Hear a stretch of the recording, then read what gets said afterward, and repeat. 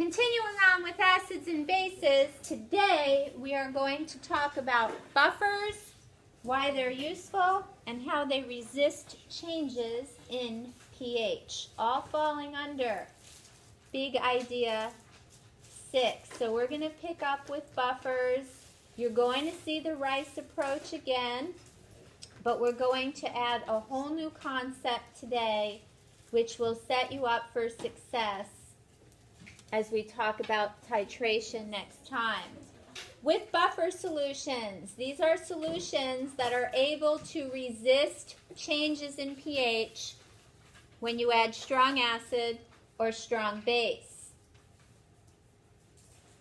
The best example and most practical one is blood. In the blood, a lot of pathways are occurring, and these cells, due to the biochemical pathways that occur, can only survive at a very narrow pH range. So if exposed to acid or base, you don't want it to affect overall pH, because that can have very deleterious effects for the body. In order to be a buffer, you're looking either at a weak acid and its salt, where the salt contains a conjugate base that is the conjugate base of the weak acid. And this is a very difficult concept for the kids to understand. For example, if you had hydrofluoric acid, which is a weak acid,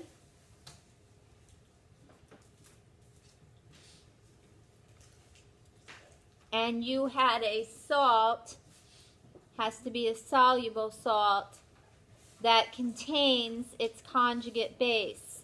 Remember, hydrofluoric acid reacting with water generates hydronium ion and fluoride ion. So for this weak acid, it's going to generate this conjugate base. A buffer is when you have very similar concentrations of the weak acid and the salt that contains the conjugate base.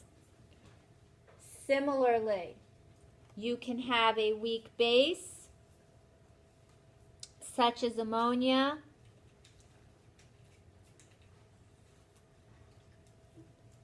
and a salt that contains its conjugate acid. Ammonia reacts with water to generate ammonium ion, the conjugate acid of this weak base, and hydroxide ion. So if the salt contains the conjugate acid of this weak base, and you have similar concentrations here, we'll get into concentration in a little bit, this is a buffer as well.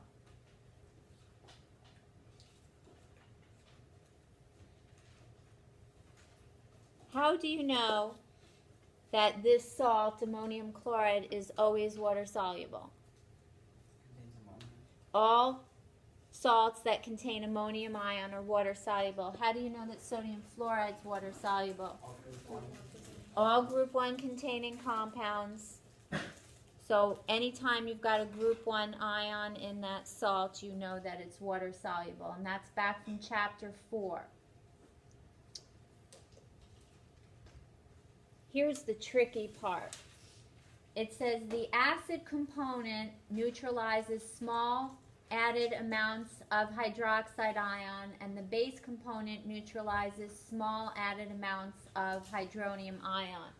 The diagram shown is a little tricky to understand. Let's walk through a little bit simpler, and then we'll refer to the diagram. If you have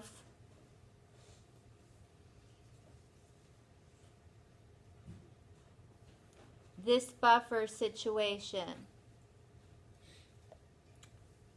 where again, here is your equilibrium reaction that you would use to determine pH.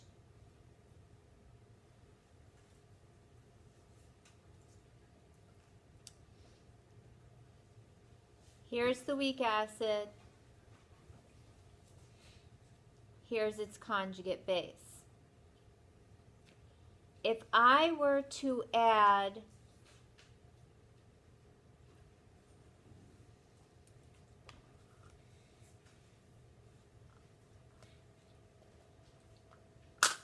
hydroxide ion,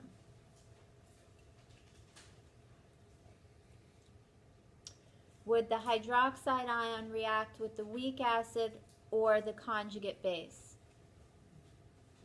Weak acid. You don't react two negative species together.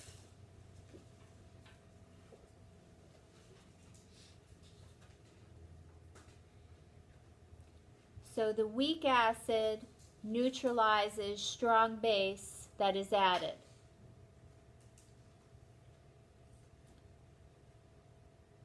As this reaction proceeds in the forward direction, what happens to the amount of acid? Decreases.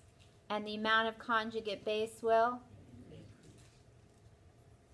If I were to add acid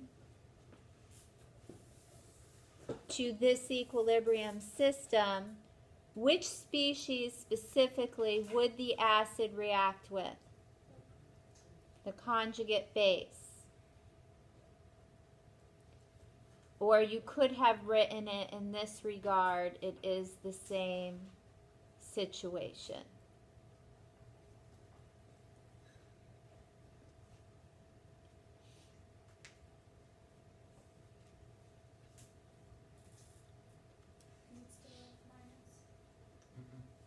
Yes.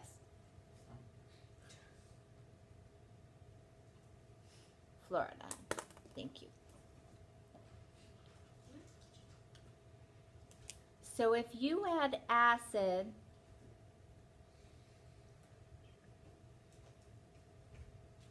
as this reaction goes in the forward direction now, you will generate this and you will deplete this, correct? Okay. Take a look here now at what's shown. Very similar situation, weak acid, essentially just showing ionization. If you wanted this to be hydronium ion, you would just have the water here. I like to add the water because you need it for bases, as many of you saw in the quiz. Here's your starting point. In a buffered solution, these concentrations are very close to equal. If you add hydroxide ion, that was the first thing we did. We said the hydroxide ion reacts with the acid. Its amount will decrease, and the conjugate base will increase. When you add hydroxide ion, you expect the pH to rise, but in a buffered situation, the rise will be small. If you add acid, strong acid will react with the conjugate base, slightly utilizing it, hence the decrease, and the amount of weak acid that you generate increases. Important to understand that the acid component is what neutralizes hydroxide ion, and the base component neutralizes proton or hydronium ion. What's like the reason for using a buffer? Because you don't want huge changes in pH, especially in certain systems like the blood. A lot of processes only work at certain pHs, so if there was a marked change, it would shut down that particular equation system, etc., depending on where it is. So you want to resist big changes in pH. And you'll see how that works mathematically in just a minute. It's critically important to understand the logic behind the pH. I'm a very big math person, so I like to see it in terms of math, and we'll take a look at this. It says a buffered solution contains 0.5 molar acetic acid, Ka at 1.8 times 10 to the negative 5, and 0.5 molar sodium acetate. First of all, why is that a buffer solution? You have an acid and a salt with a conjugate base. You have a weak acid, and its salt contains the conjugate base of that weak acid. Good. In addition, note the concentrations are very similar. There's a range that they must be in to have an effective buffer. It says calculate the change in pH when 0.01 moles of solid sodium hydroxide is added to the 1 liter buffered solution. I've got the framework up there for you. This problem is very, very involved, but I want you to see why the change is small. Very unlikely they'd ask you to calculate change, but I think it will help you understand the process. So I've given you a lot here. The first part of the problem, in order to get a change in pH, you need to know what the pH was initially. So in regard to your rice table, you've got acetic acid, and when you're going after pH initially, you just react it with water, generating the conjugate base, and acids will generate hydronium ion.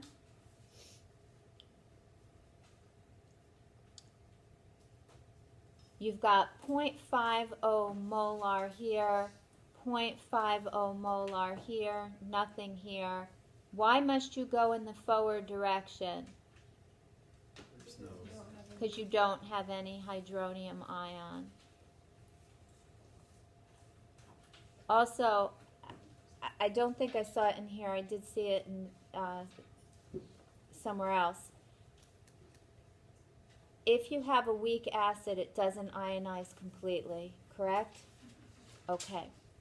So the Ka is 1.8 times 10 to the negative 5, and that's going to be equal to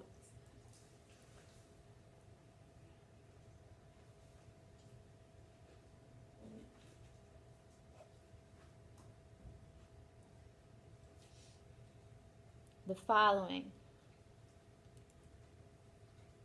The Ka is small, so we can get rid of this, and these concentrations are the same, so we can cancel them. Hydronium ion concentration is equal to 1.8 times 10 to the negative 5, and so the pH is equal to 4.74. Okay, this is before base is added. So that's your starting point. And there's nothing that I did here that you could not do already. This is what we finished up with last time, the common ion effect. And again, when you have a common ion, that suppresses the ionization, and so as soon as it starts to go forward, it can quickly run in reverse, and you've got quite a bit of acetate ion there.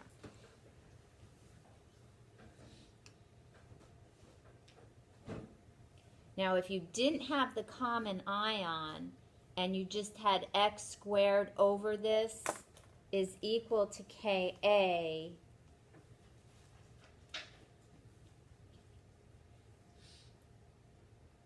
you'd have 0.5 times 1.8 EE negative 5, and then you'd take the square root of that, and so the pH initially would be 2.52, but with the common ion you suppress ionization so you don't generate as much proton as we talked about the other day. So this is before anything has happened. You already knew how to do that before you walked in the door. Here's the new piece. We want to calculate the change in pH when 0.010 moles of sodium hydroxide is added.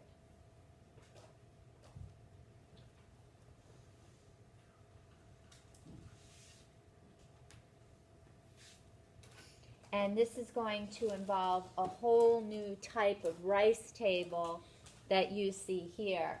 And this the kids tend to call Ryocan. When you add acid or base to a system, we're going to use a different type of table. Same R, well actually R again stands for reaction, but it will be a different reaction. We'll go through that. Initial, A for add, that's what you're adding of the acid or base, in this case base. C for change, and then after neutralization. So it's a different type of table, and that's what we're going to look at here.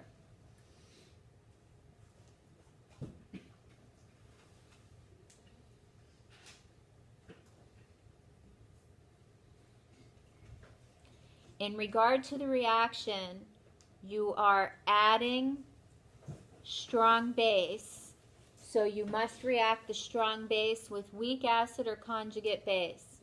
Weak acid, and that's a critically important point.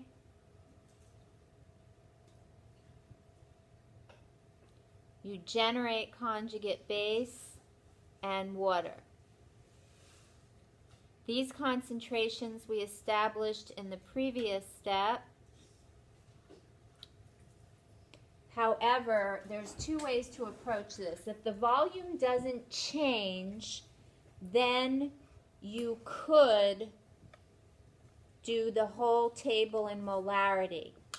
If the volume changes, that is, you have 25 mils of one and 25 mils of another for a total volume of 50, then you're better off doing the Ryokan table in moles or millimoles. If you have small quantities like volumes that are in mils, millimoles will be a little bit easier for you. In this particular one, they told us that we had 0.5 molar and a 1 liter solution, but we're adding 0.01 moles, so I think I would do it in moles.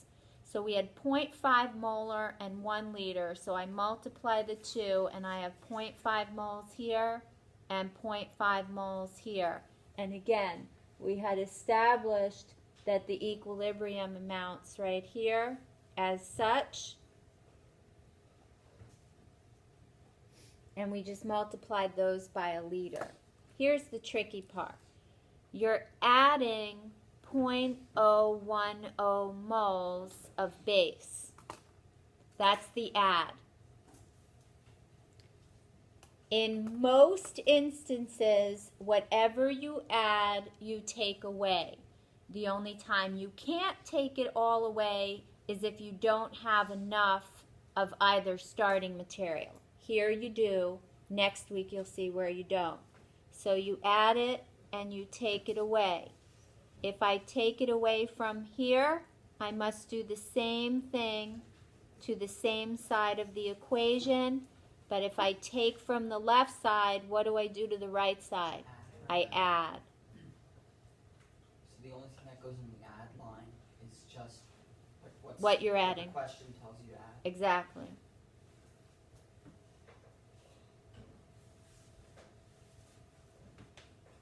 What if they give you a weak base to add?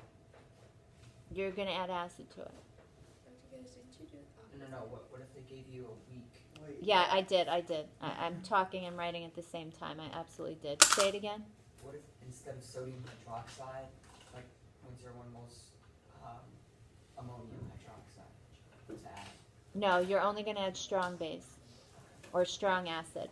So yes, of course, when you subtract, you have this and you have this, correct? Okay. And again, you had a liter. And so the concentration here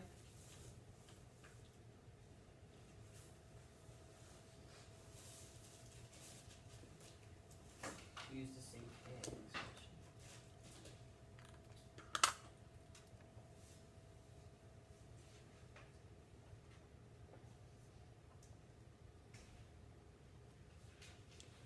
and let's think about this, because my addition subtraction thing was sloppy in multiple regards. I wrote it correctly here, I had it here, but also if you add base, this amount must decrease and this amount must increase as it gets generated. So really keep track of what you're doing. Refer back to that graphic I gave you initially. Is the reason that you use the, I don't know how to say it, but like the first thing, because, like, why? I know you said it's because it's a weak base, but like, what? No. You added strong base. Yeah. Strong base must react with acid. If you added strong acid, you would react it with the conjugate base in this So case. you pull it from the first equation you used. You figure out exactly. And keep in mind you won't react two negatives and you won't react two positives. Okay, so now you have these concentrations. You could use these concentrations and run a new Rice table to determine the pH. Or alternatively,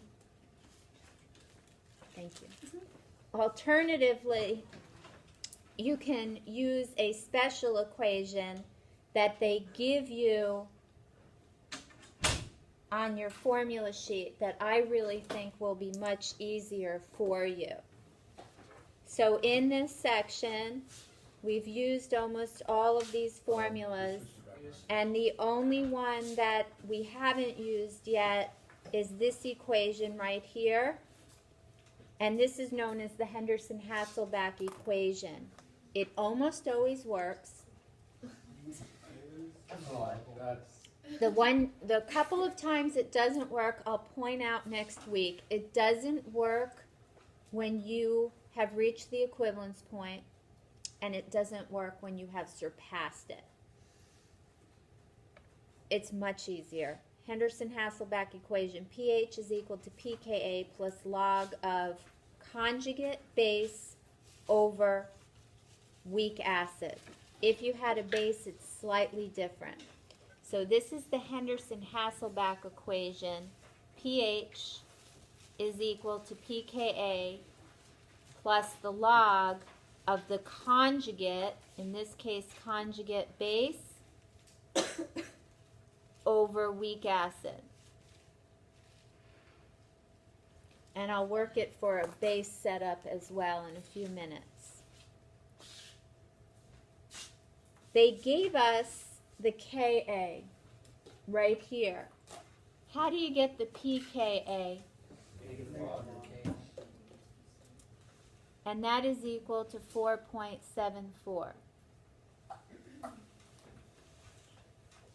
So I've got 4.74 plus log 0.51 molar, 0.49 molar.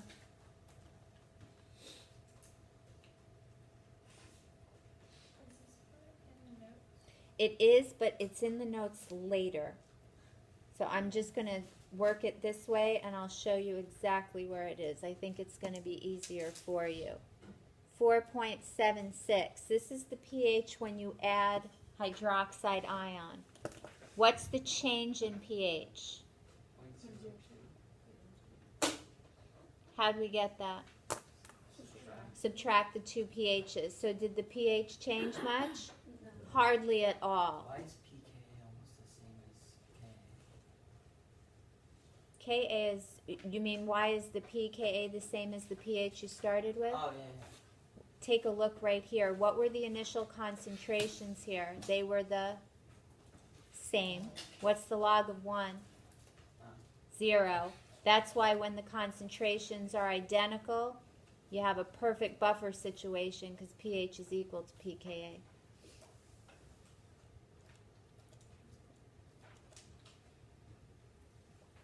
So in order to get the pKa, you did, Negative log of the Ka. and it just happened to equal the... Yes, because in this case your concentrations were the same. So in regard to your question, Amelia, what I had plugged here was another Rice table, but rather than working through this particular Rice table, I think it is much easier to immediately pump into here.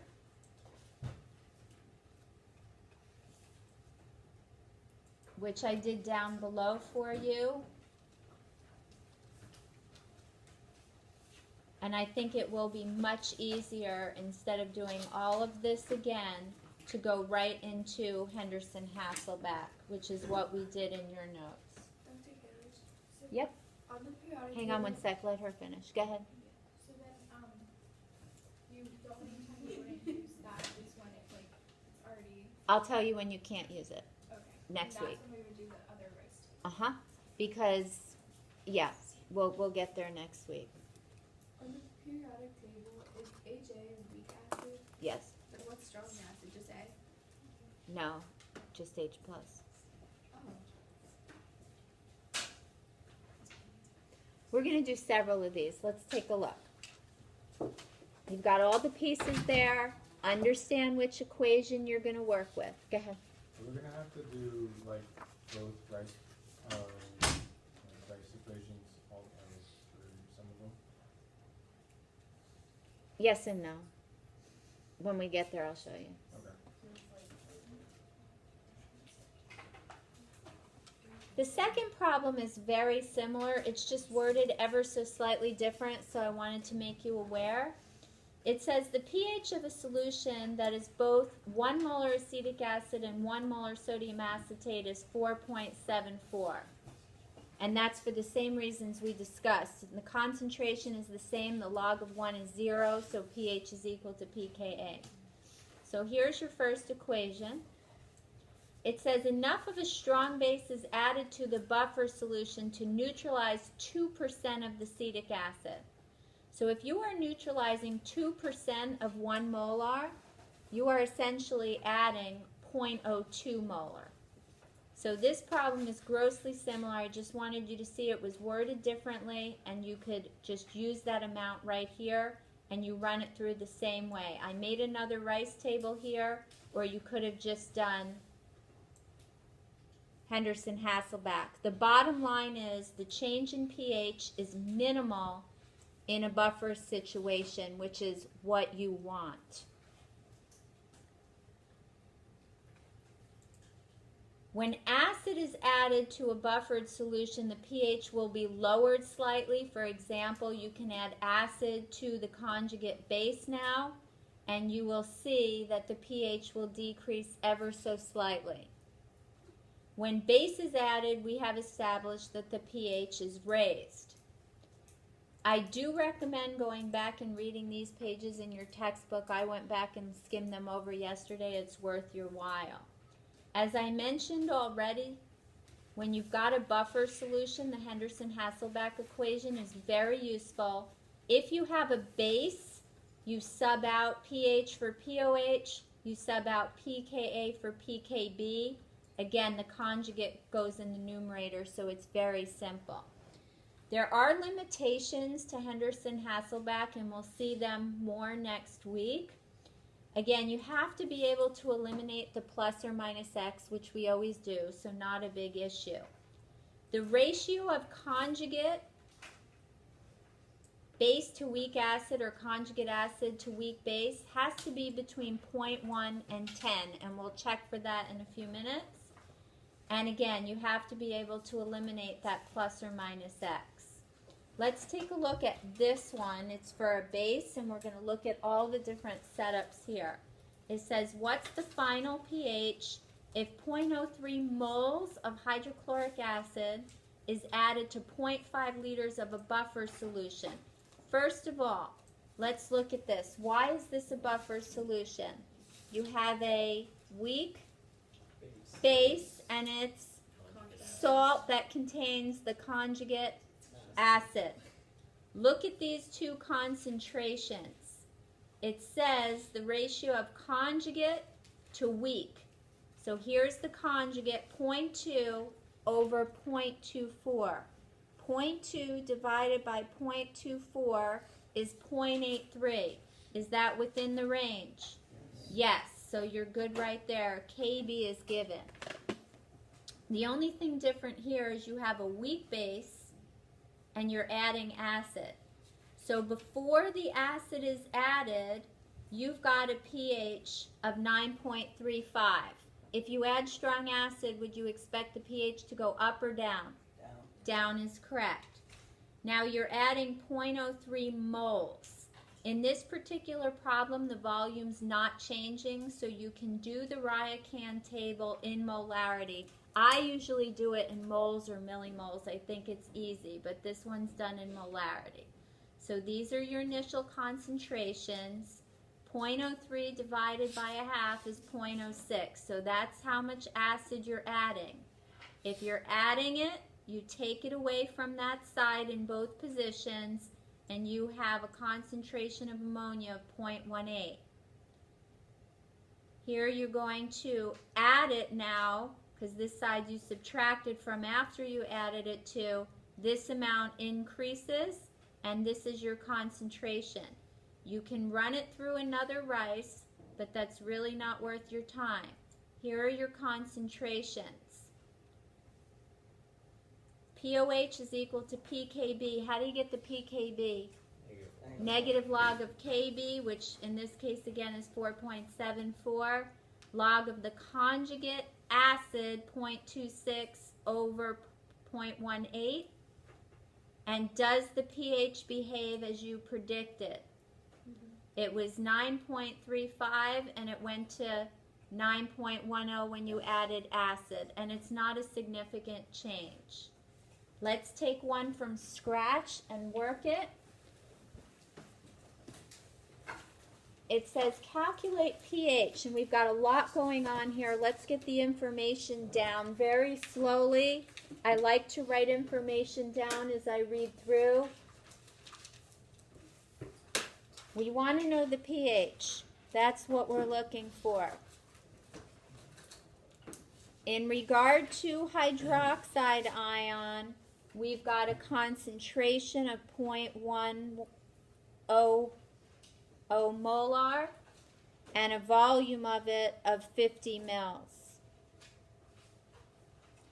We add it to a solution that contains acetic acid at a concentration of 0.15 molar, and we have a total volume here of this buffer of 500 mils, and the conjugate base is 0.250 molar, and the only other thing that is given is the Ka of acetic acid as such.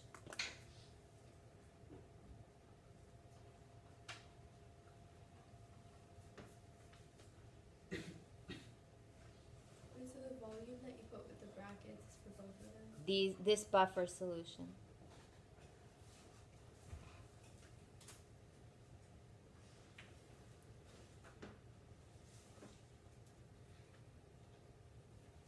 We want to add hydroxide ion to that buffer solution. What specifically does the hydroxide ion react with? The acetic acid or acetate ion? Acetic acid. Don't react two negatively charged species together. Because we're adding this strong base, is it a rice or a ryacan? Ryacan. So you don't have to do an initial rice table? No, because they didn't ask for the initial pH. So it's only asked, okay. Oh, because they're not asking you for the change. They ask you for the change, you have to do both. Right, and they're not going to ask you for the change. They say it's out of the scope of the course now because it's so hard. What was the buffer question that everybody freaked out about last year? I took a look at that to see if we could work it, and I don't think we're quite there yet. We can look at a piece of it. And buffers is just a small component of this chapter. So you're going to see, like, in the next lesson when we do the titration, it can be a bit overwhelming. Ryacan tables, I really do prefer to work in moles or millimoles, and you must if the volume changes from what you started with. So, I have hydroxide ion, I have the concentration, I have the volume. Can I get millimoles? Yeah. Yes. How?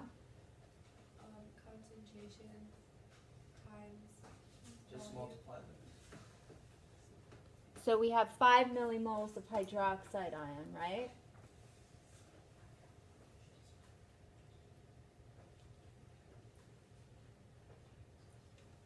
And now I need to get millimoles of these guys. So I'm just going to multiply here as well. 500 times 0.15 is 75 millimoles.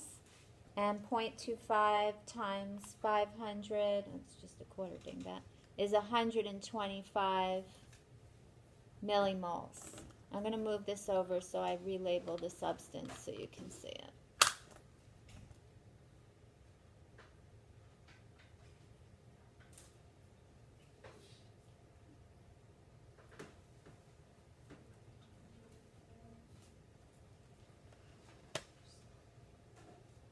Maybe.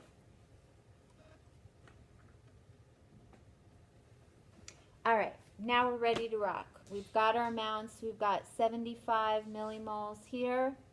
We've got 125 millimoles here.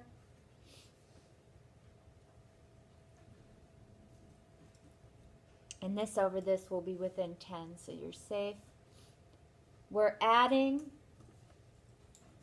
5 millimoles here. What do I do next? Just here?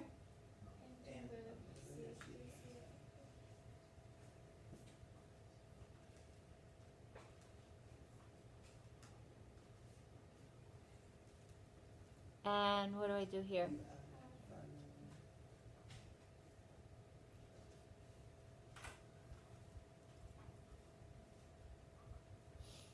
All right, now I have millimoles. What's my total volume? 550. I know, got carried away.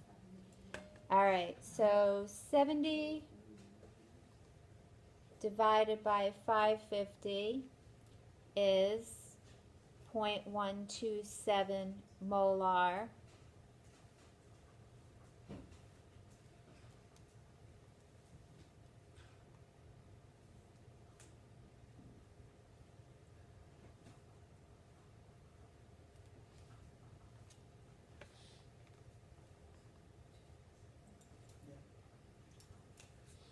You can already tell from there that the concentrations are barely changing, so you know the pH is going to change. But let's push it through. We've got pH is equal to pKa plus the log of the conjugate in the numerator.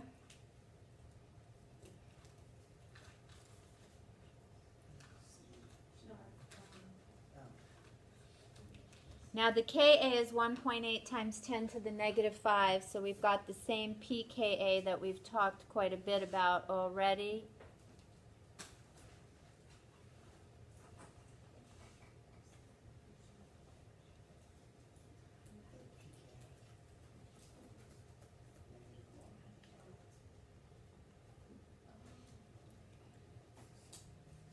You probably need parentheses with your log. It's 5. And as predicted, the pH increases with the addition of hydroxide ions. And that to me is as hard as it would get. We'll do a couple other problems, but that's the crux of it. Are we doing only buffers today? Yeah. Okay. Because Buffers, they seem to be hitting it hard lately. I really want to make sure you understand every aspect of it. Is this chapter 14 or 15. 15? Okay, so practice problems for this. 15. It switched over with common ion. All right. If you understand this formula here, and your math skills are truly superior, not only can you solve for pH, you could solve for pKa, or you could solve for one of these concentrations. I don't think you're going to be asked to do that. We'll walk through a problem just in case. Could they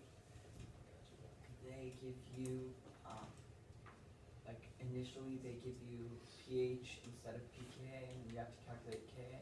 You could. So you just tend to, You're going to see what we're going to work one of these right now.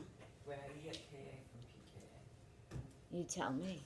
You just 10 to the pKa? 10 to the negative. Why do they use 1.8 times 10 to the negative 5 so much? That's, coincidentally, the Ka for acetic acid, which is commonly used in examples, and something you could easily use in the lab, as well as ammonia, all of which is pretty cheap, and so it's just a coincidence that the pKa and pKb of acetic acid and ammonia are the same. Maddie, question? You got it? All righty.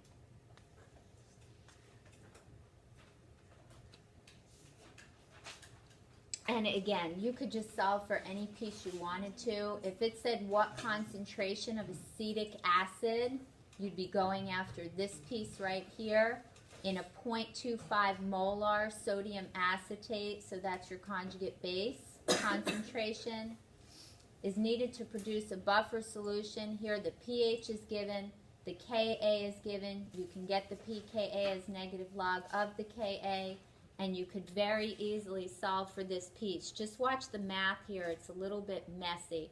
First thing I'm doing from here to here is subtracting pKa from both sides. Now it's on this side. I subtract those two. I get this. And then if I want to solve for this piece here, the way I undo that log is called an antilog, or 10 to the power of.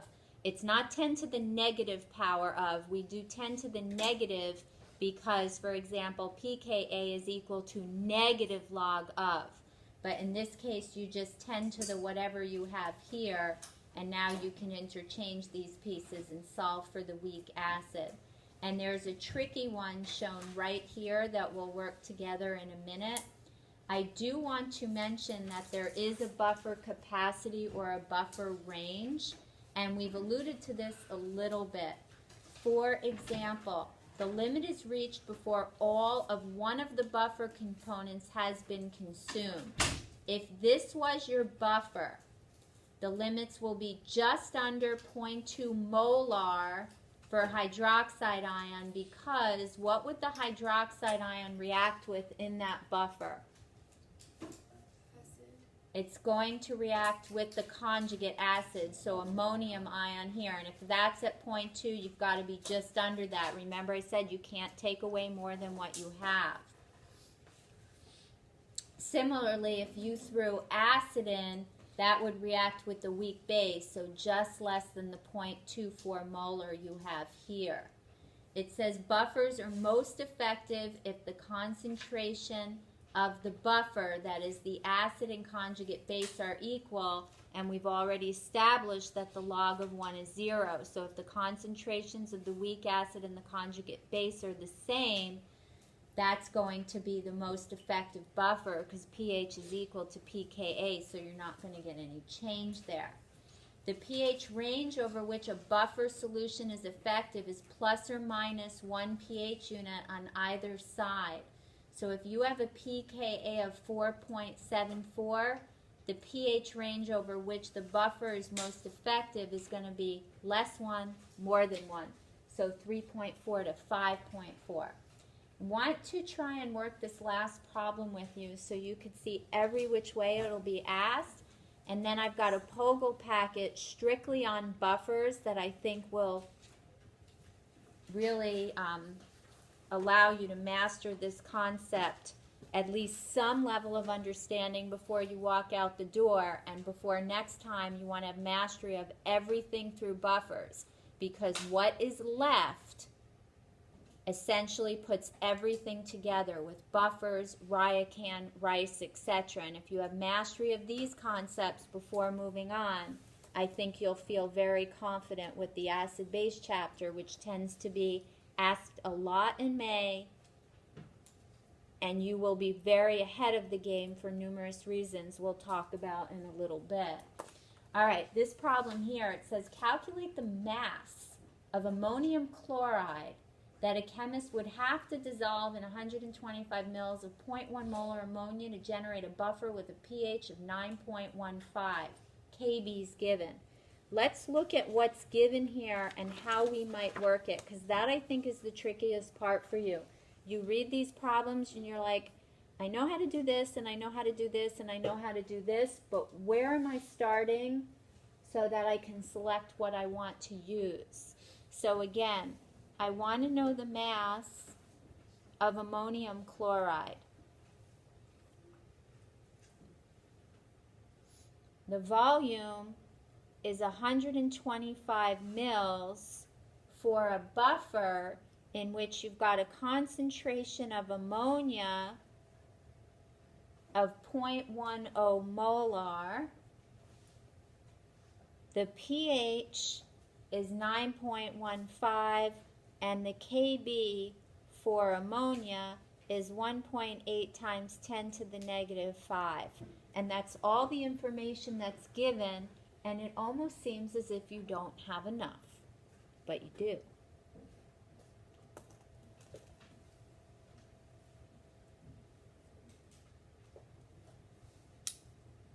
So is NH for the original or the conjugate? Or would NH say be like conjugate base? They're giving you the Kb of ammonia, so that's the weak base. So what's its conjugate acid? Ammonium ion, right? All right. We know that POH is equal to pKb plus the log of the conjugate acid, which in this case is ammonium ion, over the weak base.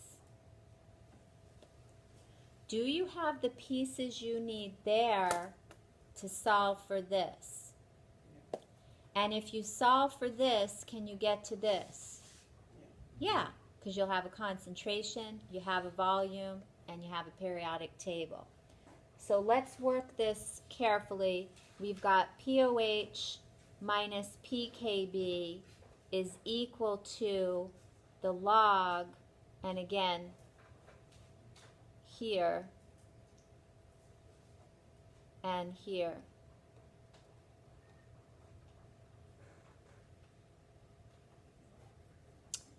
And being that most of you are in pre-calc or calc, you know that this is log of this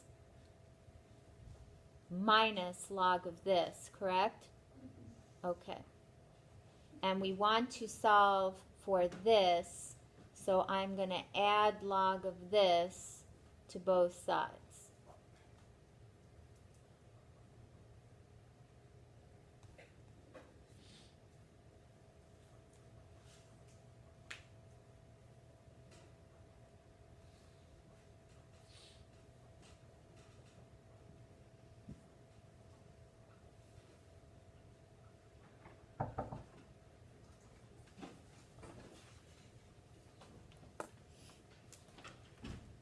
So my pH is 9.15. What's my POH? 4.85 minus 4.74 plus log of 0.10, and that's going to be log of ammonium ion. Are you with me? Yes?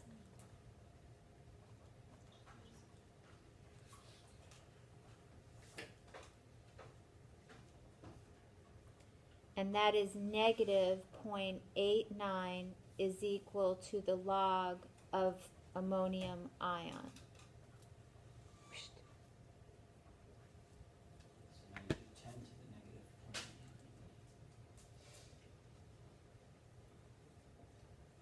And it's only negative because that negative's there, right? Okay. That's 0.13.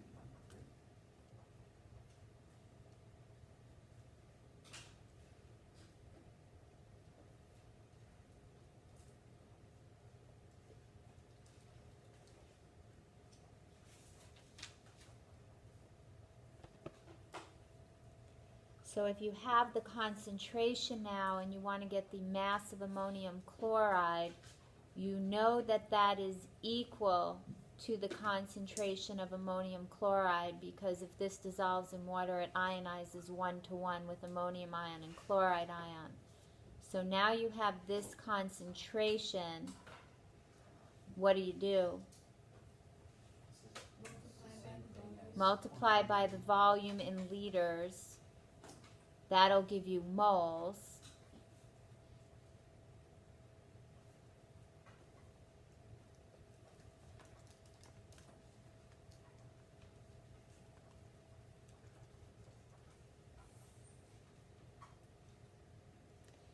And then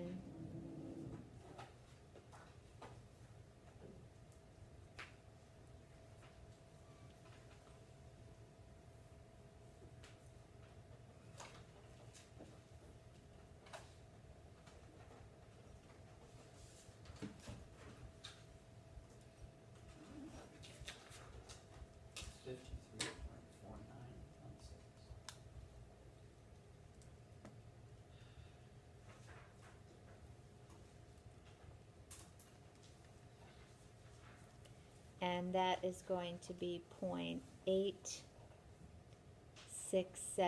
grams of ammonium chloride. And again, probably very, very involved, probably more than what you're going to need, but if you can work this, you can work it inside out, and you're good to go there. Most importantly, not only can you calculate pH when you have a buffer, but understand what reacts with what and the consequences. If you add strong acid to base, the pH will decrease, but you don't want it to decrease significantly. You have a Pogel packet on buffers. It's the second component of the packet that is initially titled Common Ion Effect and acid ionization. That one you should have done in preparation for your quiz. But the buffer packet is in there, and if you spend the remaining time, and we have quite a bit working on that, I think you'll have a solid understanding of buffers. What we are going to get into next time are the acid-base indicators, and especially the neutralization and titration. And there's a lot there. There's a lot not only to be able to work in regard to rice and Ryocan, but you also want to be able to interpret titration curves. In the lab, you will be generating and analyzing titration curves. It's really very cool, and that's what we're going to get into next week. Before you come back next week, you need to have mastery of the common ion effect as well as buffers. Critically important before moving to the next part.